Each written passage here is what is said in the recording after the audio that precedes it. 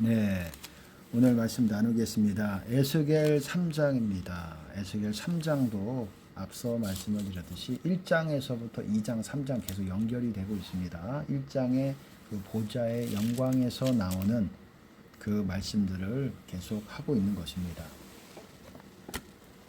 뭐라고 하는지 2장에서는 어땠습니까? 두루마기 책을 받아 먹으라.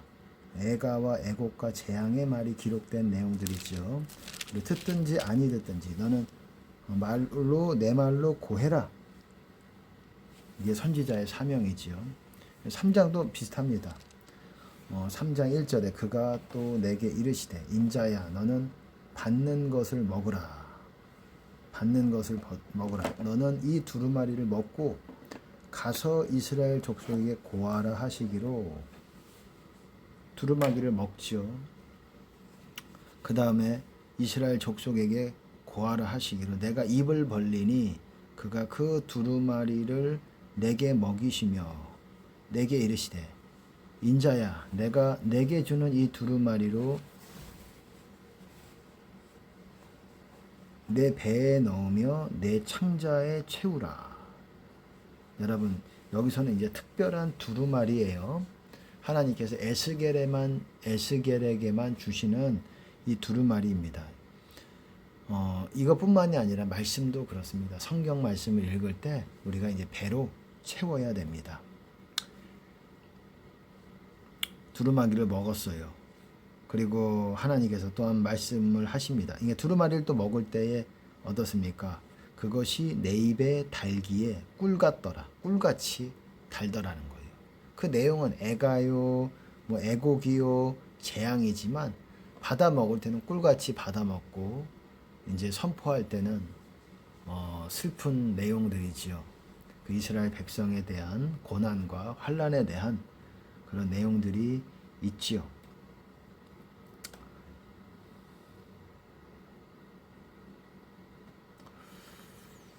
네, 그리고 어쨌든 또 하나님께서 말씀하시기를 이스라엘 족속이 어떻습니까? 제가 간단하게 요약해 드리면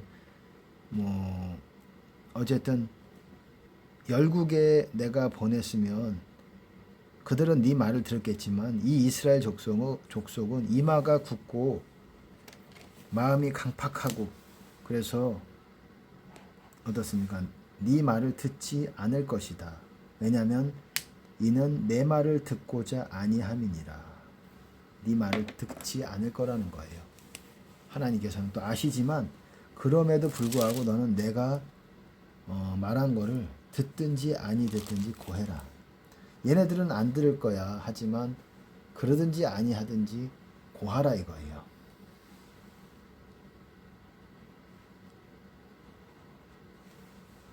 한번 읽어보겠습니다. 8절 내가 그들의 얼굴을 대하도록 네 얼굴을 굳게 하였고 강하게 했다라는 거죠. 그들의 이마를 대하도록 네 이마를 굳게 하였으되 네 이마로 화석보다 굳은 금강석같이 하였으니 그들이 비록 패역한 족속이라도 두려워 말며 그 얼굴을 무서워 말라 하시고 그렇게 네 이마로 화석보다 굳은 금강석같이 하였다. 여기서도 또 똑같이 말씀하시죠. 두려워하지 말아라.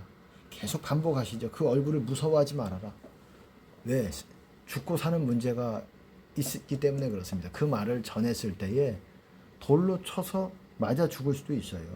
하지만 무서워하지 말아라. 어쨌든 11절에 또 듣든지 아니 듣든지 그들에게 고하여 이르기를 주 여호와의 말씀이 이러하시다 하라. 이렇게 또한 말씀하고 있다라는 것입니다. 그 다음에 이제 파수꾼의 사명에 대해서 말씀하고 있죠. 파수꾼의 사명. 16절에서 보시면은 굉장히 중요하지요. 이 에스겔서가 제일 중요한 이유 중에 하나가 이 몇 장입니까?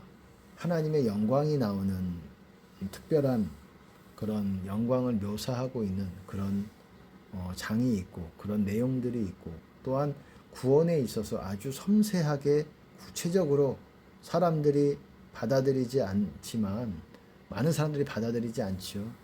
이 범죄를 지어도 회개하지 않아도 천국에 갈 수 있다라고 생각한다는 그 모순을 잘못 알고 있는 것을 깨는 말씀들이 나오죠.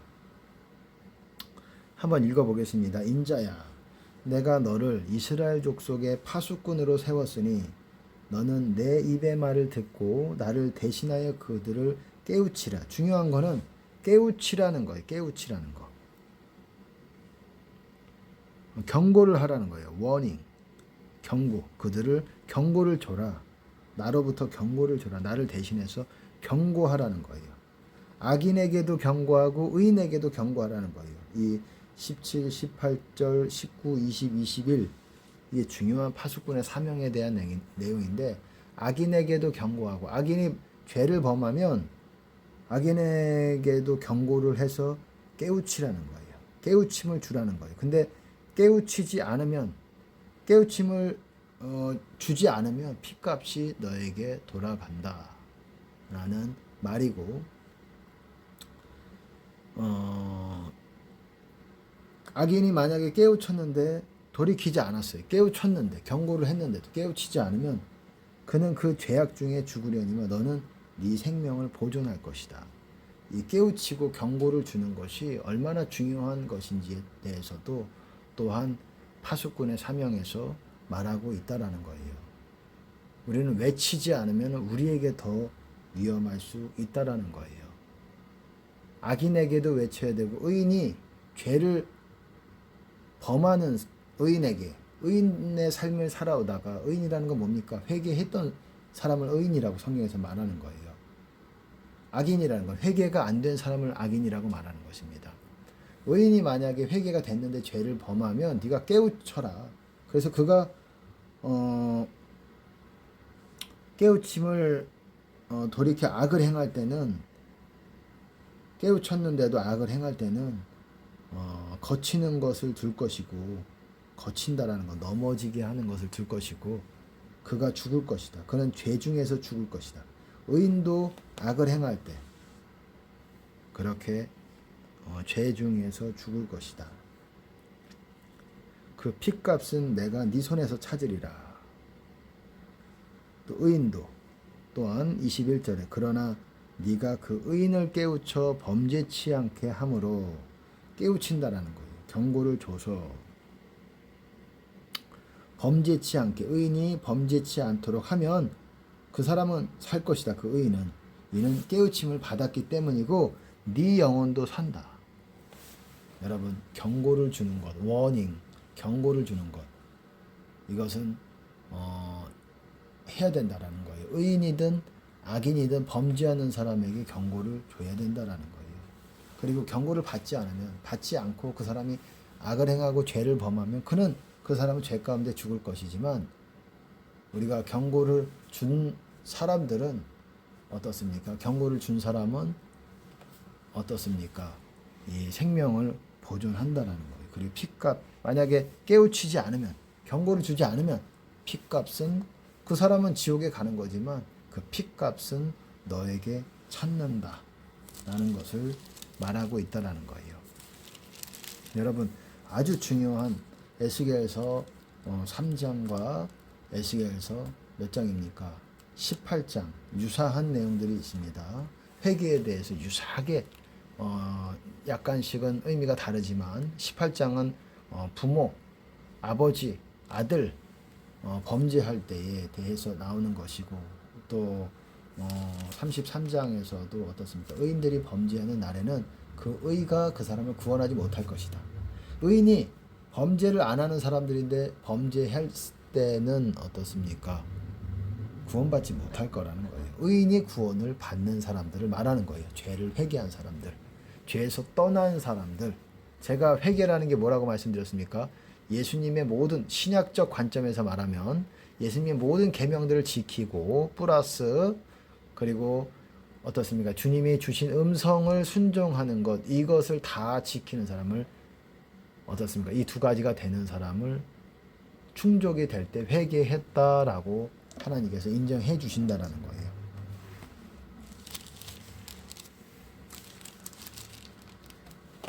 그렇습니다. 여러분, 파수꾼, 어떤 특정한 사람뿐만 아니라 그러니까 경고를 해야 된다라는 거예요. 범죄해도 된다라고, 한국교회는 어떻습니까? 범죄해도 된다라고 생각을 해요. 범죄해도 뭐 이 정도 살면 되지, 이 정도 살면 천국 가겠지라고 생각한다라는 거예요. 아니라는 거예요. 범죄하면 회개하기 전까지는, 범죄해도 여러분, 범죄를 완전히 안 하기는 정말 어렵잖아요. 완벽하게 살기가 쉽습니까? 하지만 우리가 부지부식간에 실수도 있는 것이고, 알면서도 이 감정에 못 이겨서 정말 화가 나서 뭐 욕을 뱉었어요. 그렇게 할 수도 있고, 뭐 꼭 몰라서만 죄를 짓는 건 아니잖아요. 알면서도 우리가 연약해가지고 또 지을 수도 있고. 그렇지만 죄를 지은 상태로 가만히 있으면, 여러분, 죄를 지은 상태로 지었어요. 그러면 구원에서 멀어졌어요. 멀어지는 거예요. 그리고 마귀는 달려붙습니다. 더 멀어지도록 달라붙어요. 근데 그 상태로 있으면은, 우리는 그 상태로 있으면 우리는 주님 안에 있지 못하고 구원받지 못할 수 있는 거죠. 그 상태에서 죽으면. 하지만 그 짧은 찰나에 바로 하나님께 회개하고, 하나님 잘못했습니다, 하나님 용서해 주십시오, 이러이러한 죄를 잘못했습니다, 그리고 다시금 회개한다면 하나님께서 받아주신다면 또 구원으로, 다시 구원의 영역으로 주님 안으로 들어갈 수 있는 거죠. 여러분, 구약이든 신약이든 하나님 안에 거하는 것, 주님 안에 거하는 것, 이것이 구원이에요. 이것은 회개가 되어져야 주님 안에 거할 수 있다라고 성경에서는 말하고 있습니다. 구약도 마찬가지고 신약도 마찬가지고, 이렇게 하나님 안에 거하고 주님 안에 거하는 것, 예수님 안에 거하는 것, 이런 상태로 죽어야 천국 간다라는 것, 이 하나님 안에 있다라는 것, 이것이 주님 안에 있다라는 것, 이것이 하나님 나라 안에 있는 것입니다. 이 땅, 우리가 죽어서 천국 가려면 하나님 나라, 이 땅에 살아있을 때 천국으로 들어가야 돼요. 하나님 나라 안으로 들어가야 됩니다. 주님 안에서 죽어야 돼요. 특별히 우리가 죽을 때 주님 안에서 죽어야 됩니다. 그리고 휴거를 받게 될 때도, 예수님이 재림하실 때에도 주님 안에서 우리가 휴거를 받을 때에 우리의 구원이 확실하게 되는 것입니다. 그러니까 여러분, 정말 늘 자주자주 회개를 해야 되고, 우리가 연약해서 죄 지을 때도 자주자주 회개를 해야 되고, 이렇게 해야 되는 것입니다.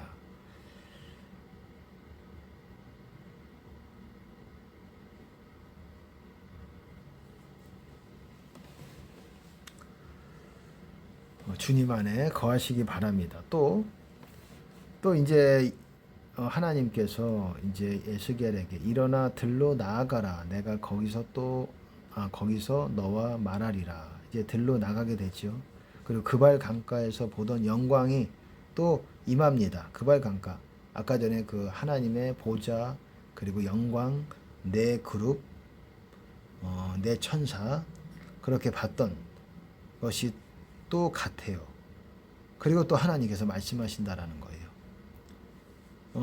에스겔에게 고난이 있을 거를 말씀을 하시죠. 너는 가서 내 집에 들어가 문을 닫으라.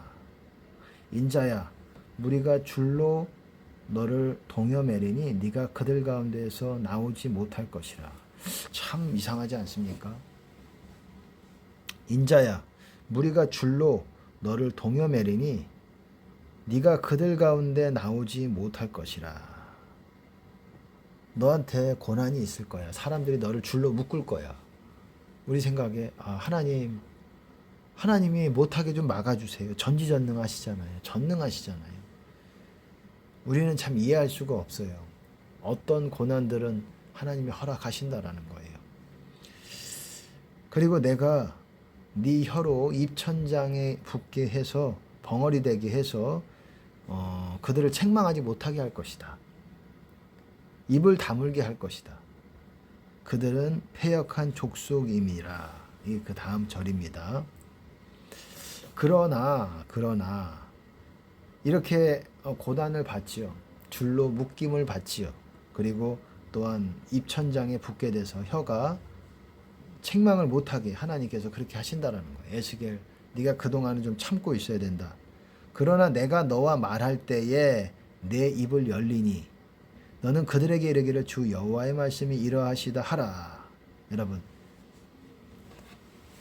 하나님의 말씀이 임할 때 하나님이 나에게 말씀하시는 거예요. 내가 너와 말할 때에 네 입을 열리니 그 전에는 내 혀가 입천장에 달라붙는다.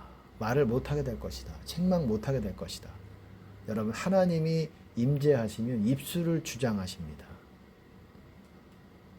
우리가 입술이 우리 마음대로 사람들이 스스로 말을 하잖아요.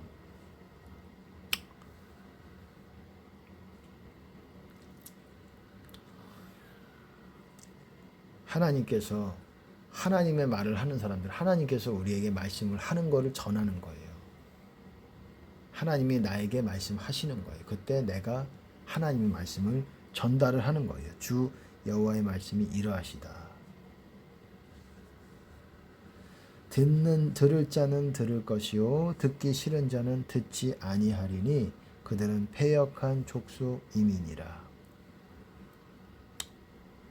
어쨌든 여기서는 파수꾼의 사명, 그리고 고난을 또한 에스겔에게 그렇게 에스겔뿐만 아니라 어떤 것들은 참 이해가 안 갈 수 있지만 선지자라는 것 하나님의 사명으로 받고, 그러나 하나님께서 우리에게 말씀하실 때 내가 하나님의 말씀을 하게 되는 것입니다.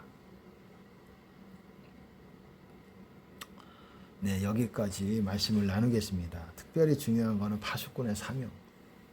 의인이든 악인이든 범죄하면 그는 구원을 받지 못하고 그 가운데서 죽으면 죄 가운데서 죽으려니와 죄 가운데서 죽는 거예요. 우리는 의 가운데서 죽어야 천국에 가는 거예요. 주님 안에서 죽는 거를 의 가운데서 죽는다라고 말하는 거예요. 예수님께서도 그렇게 말씀하셨잖아요. 너희가 내가 그인 줄 믿지 아니하면 너희 죄 가운데서 죽으려니와 나 있는 곳에는 오지 못할 것이다. 너희 죄 가운데서 죽을 것이다. 그게 지옥 간다는 다른 표현이에요. 의 가운데서 죽어야 되는 거예요. 주님 안에서 죽어야 된다라는 거예요. 우리는 영적인 영역은 두 개밖에 없다라는 거예요. 주님 안의 영역, 사망 권세 안의 영역, 그리고 의 가운데 영역, 죄 가운데 영역, 죄 안의 영역. 두 가지밖에 없다라는 거예요. 모든 불신자는 죄 가운데서 살고 있다라는 거예요. 여러분, 어쨌든 주님 안으로 들어가시기 바랍니다. 회개해서 그게 중요한 거예요. 죄를